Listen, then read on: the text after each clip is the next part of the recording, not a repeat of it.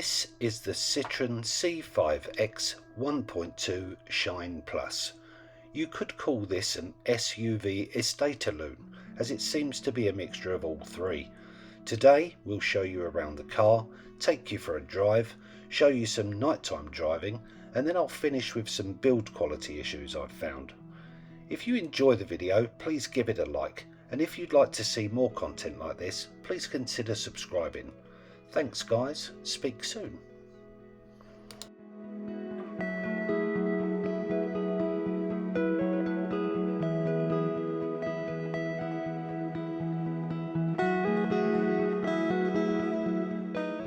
Good morning guys, welcome back to the channel. This is Jim's Motoring Mayhem. My name's Jim and today we have for you the Citroen C5X. It's finally arrived. I'm excited to show you around it today. So we're going to take it down to Sandwich Bay in Kent and let's see what we can do from there. See you in a bit. So guys, here's a look inside the Citroen C5X. As you can see, lovely leather steering wheel. There's the central digital dash, digital display. Not much information on there, but just exactly what you need. Speed, direction of travel if you've got the sat nav on there, or as I've got on there, the automated driving symbol there. If you look a bit further up, you'll be able to see the heads-up display. I believe you should be able to see that there. I'm not sure how well the camera's picking that up, but you should be able to see that there. It's a lovely colour heads-up display, really nice and clear, nice and bright in front of you, especially at night time. It looks fantastic. Moving over to the central display, on here you can see at the moment we've got the maps on there, but if you go to the home screen you can also put it over to your Apple CarPlay, where you can find all of your normal apps and messages, music, any other maps that you, Apple Maps, whatever you prefer, you can find on there. Obviously anyone who knows Apple CarPlay is absolutely fantastic, but really good system. Lovely bright screen. In fact, when we got the car we noticed that it was a little bit too bright, and a little word of warning to anyone buying one of these cars: you have to have the vehicle switched off with the ignition on to be able to adjust the brightness of the display of this. When we picked it up it was on a maximum and it really was very bright, but anyway, it's absolutely fine. Moving down further down here, we've got the air conditioning and heating controls and so on so forth down there. We've got a wireless charging mat which is in here. I'll just show you that. Wireless illuminated, wireless charging. You put your phone in there and it will show up on there, the little green sign when the phone is charging. It's a handy little cubby hole with a light in. 2 cup holders there, another more storage space here, and a little centre cubby hole there, which is nice and deep. Plenty of room to put your bits and pieces in. In the spec in the UK, or I'm not sure if it's the hybrid, if it's only on the hybrid model, but a lot of the ones I've seen online, they've got ambient lighting underneath here. But we don't appear to have that over here in the UK, even though this is the top of the range Shine Plus model. We don't appear to have the ambient lighting, which should run all the way across that dashboard and round to the side and up either side of the central display there, but we don't appear to have that.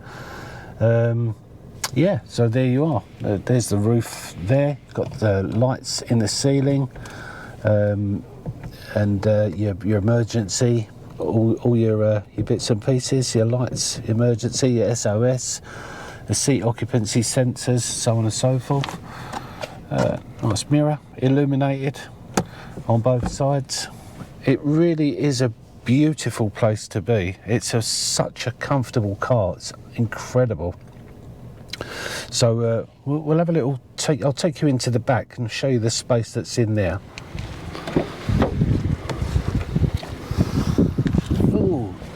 So guys, this seat's in my driving position. I'm just shy of 19 stone and probably just over 6 foot. You'll see that I've got leg room here, plenty of leg room. As I say, I'm quite tall. The seat is set up for my driving position. I've still got plenty of leg room here, plenty of feet room there. There's not a very big hump in the floor. Space for your bottle down here. You've got a central cubby hole here with a couple of cup holders, space to put some bits in there or phone or something. It really is a comfortable place to be. These seats are absolutely incredible. You've got USB ports down there to charge up your kiddies' phones or tablets or whatever. And yeah, it's just a really nice place to be. Plenty of, as I say, I'm just over 6 foot. Not a great deal of headroom, but I'm certainly not scraping my head on the ceiling. So it's a more, although it's quite deceiving, the car goes down at the back. It looks like it does from the outside. But when you're actually in here, there is plenty of room in here, and it's a really comfortable place to be. So yeah, really, really good. Well done, Citroen. The boot on this thing is fantastic because this is the top of the range one, the Shine Plus.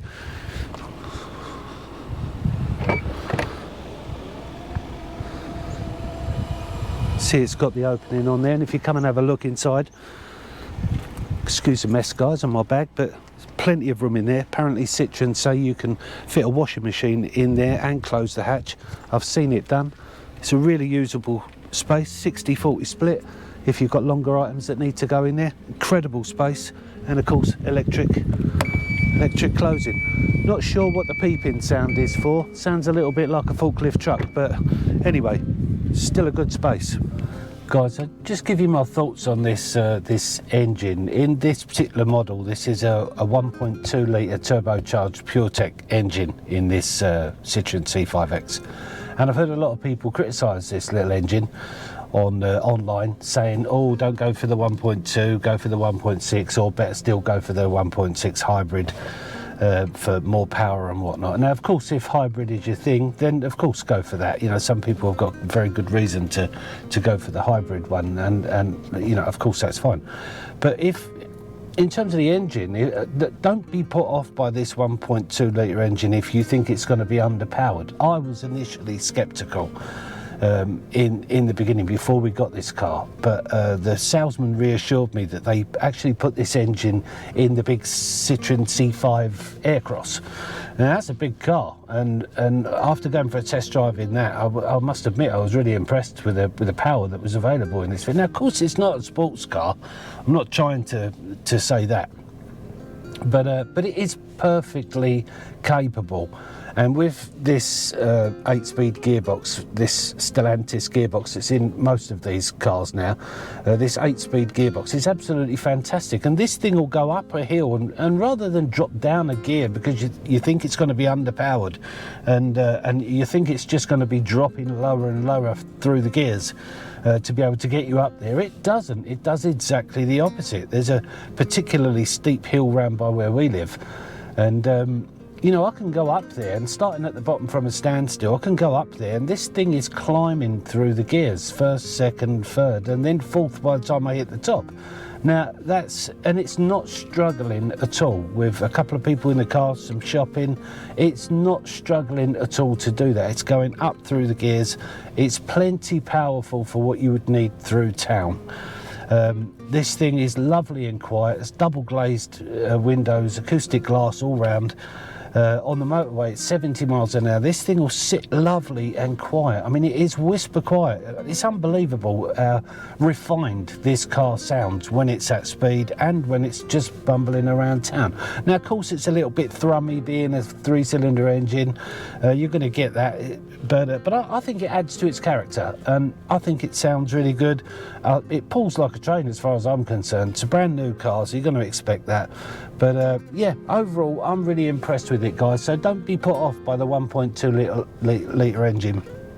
It is a peppy little engine with the turbocharger bolted on, and it pulls just fine. For those of you who want to just do normal motoring in a big, comfortable Citroen car, because let's face it, it's been a long while since Citroen brought out a big car, other than their SUVs, of course. But it's been a long while, been far too long since we had a big comfortable car from Citroen, and this one is, in my opinion, this one is an absolute hit. It is beautiful. It's really well appointed. It's got all the tech and features: autonomous driving, lane keeping assist, stop start. I mean, the list is endless. Automatic lights, automatic wipers, collision avoidance at the back, blind spot monitoring system. The list is endless of the features that are on this car, and I think it's fantastic. So yeah. Hey guys, so we're just coming up to that really steep hill I was telling you about here near me, where I live in Kent, in Walderslade. I mean, this hill is no joke, but have a listen to this.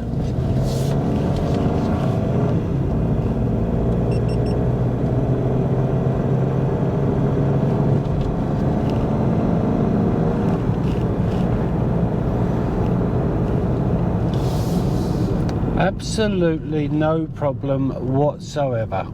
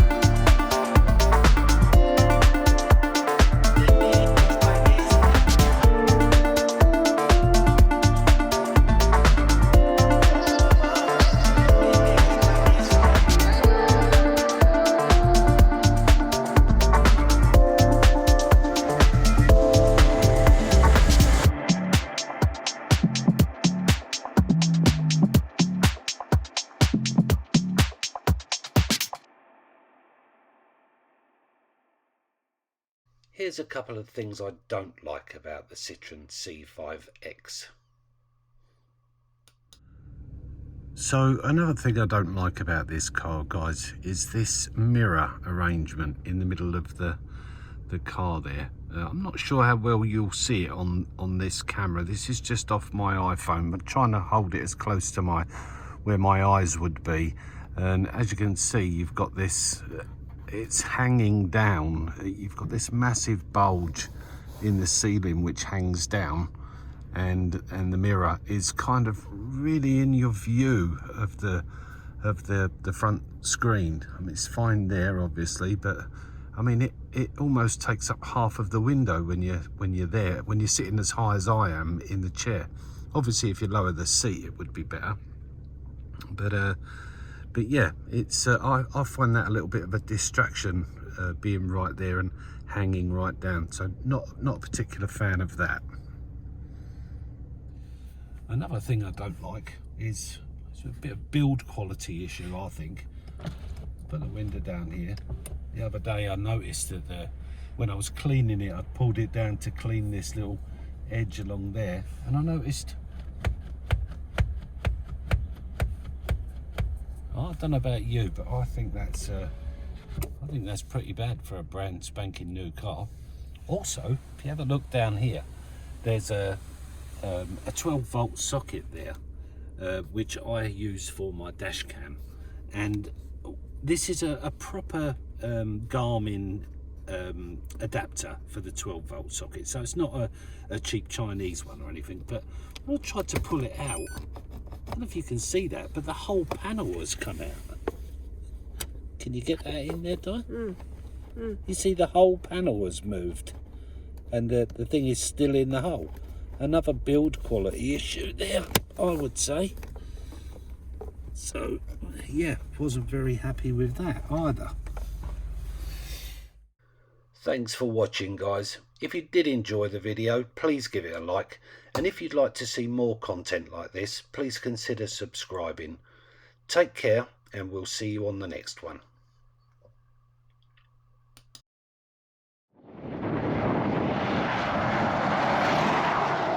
Subscribe now.